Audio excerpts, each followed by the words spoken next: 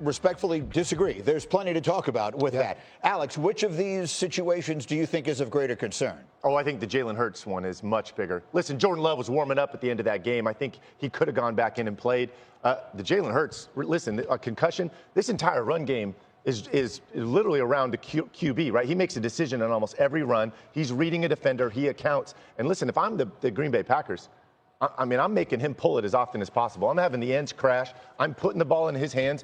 I'm giving him the Rex Ryan treatment. You know, I'm trying to the tush push. I'm hitting this guy as often as possible. That's the reality of football and this game. And listen, again, this offense revolves around him, right? This run game revolves around him. I know Saquon obviously going over 2,000 yards, but listen, this is all a QB-driven run game, and if he can't do that, this is a completely different team. And it's the way you've set it up, right? I mean, you take the week off, all right? You don't want to go for the rushing record. You want everyone to be fresh. Supposedly, Jalen Hurts is fresh. The run game, how do they call it? I mean, I'm excited to see the first 3rd and 1, the first 4th and 1. Is it a tush push? Because guaranteed it should be, all right? And then once I see them do that and Jalen get up, okay, he's good. Here they go. Everything's going here. So he is so important to everything they do, run and pass, that watching him, rust is real now, okay? Rust is real. You can't just, like you heard Jalen say, hopefully we picked up where we left off. That doesn't happen every time. Sometimes it takes 1 quarter, a quarter and a half to get your groove going again. Hopefully they can start fast. Well, they've started slow a lot of this season, Philadelphia. Most of this season, they've been a little better about it lately. But let's talk about this from a coaching standpoint. You're the Eagles. Your goal is not to win 1 game. Your goal is to win 4 games and win a championship. We all know that players with concussions are a little more susceptible to suffering than others. So does it change the way you think they call the game offensively today to set him up to get hit less frequently for that reason? No, I don't think so, Greeny. I think this is playoff time. And look, this is why I said rest your players. Because you're right. This is a team that is built to go the distance. I mean, this is probably the most talented team in the NFC at least, and maybe the entire league.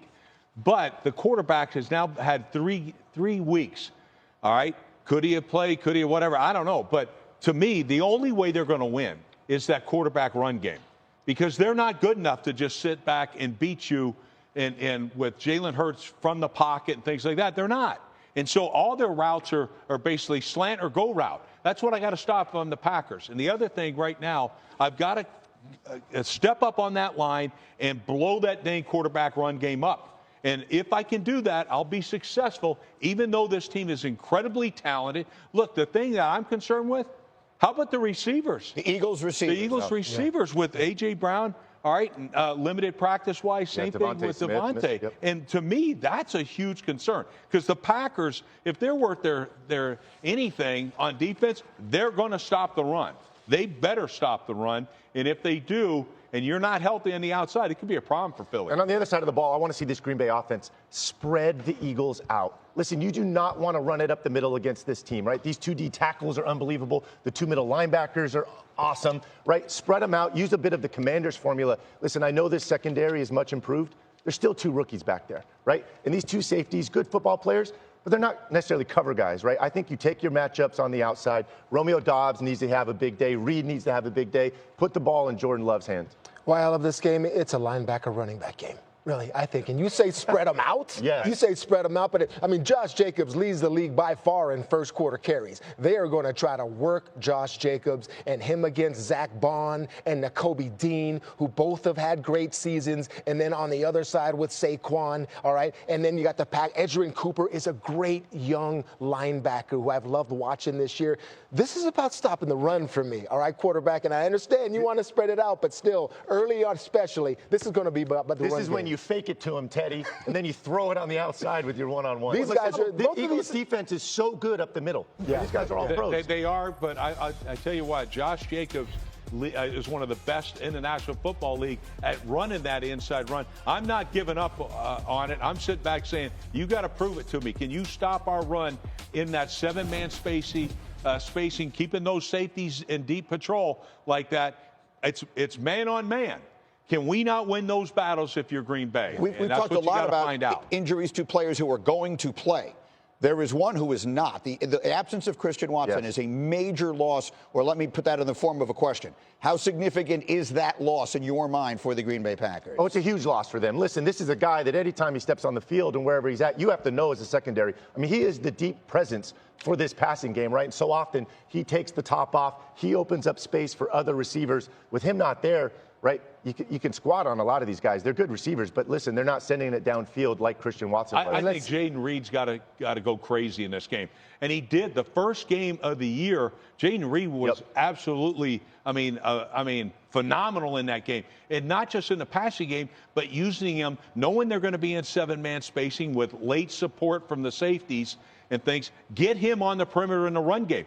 The Jacobs running the ball through the middle, Jayden Reed on the outside, I think could be a problem for Philly. I looked over my notes from last year's playoff runs from these teams, and what I wrote down was a lot of rookies in prominent roles playing, tentative. All right, there are 2 rookies on the Philadelphia Eagles defense, and Quinyon Mitchell and Cooper DeJean. Watching them play playoff football against this Packer offense, that's something. Because I don't care how many big games you think you've been in. A lot is going on in these NFL playoffs, and it means a lot to a lot of grown men, and sometimes rookies feel the pressure. I'll be watching a lot of rookies. If you were looking at your notes from last year, which I love, by the way, you would notice that last year the Green Bay Packers became the only team ever to win a playoff game as a 7 seed, as they will be tomorrow. And we all remember that game. They went into Dallas and went crazy, and Jordan Love had a QBR of 99. So we'll see if they're able to do anything like that against another NFC East opponent. Now, something brand new. Aaron Dolan is up with us, our betting expert extraordinaire. We're going to do something called postseason plays. It's brought to you by ESPN Bet Sportsbook.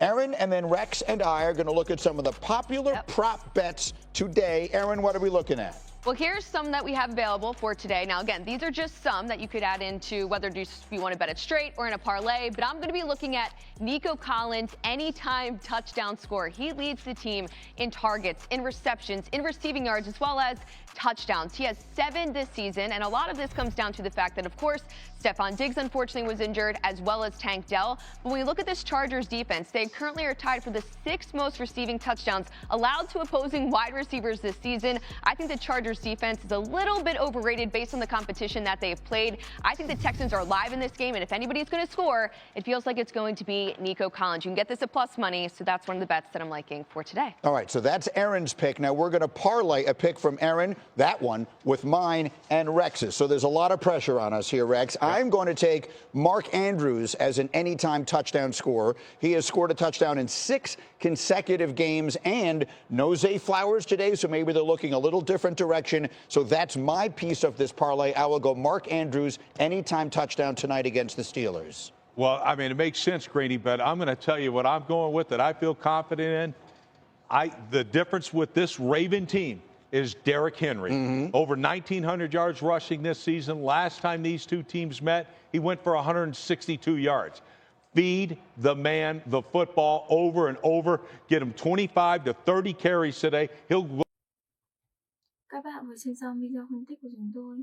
Sau đây sẽ là video hướng dẫn cách làm một chiếc vòng tay có tên của MC Marcus Pierre như này của tôi. Bây giờ các bạn phải làm cùng tôi luôn nhé. Rồi sau khi đo xong, bây giờ mình sẽ cắt cái sợi dây chun này ra nhé.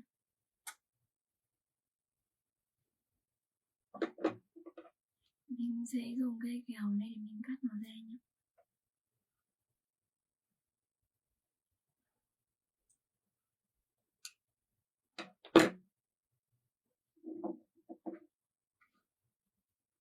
Rồi bây giờ mình sẽ quấn các cái sợi dây thừa này vào nhé.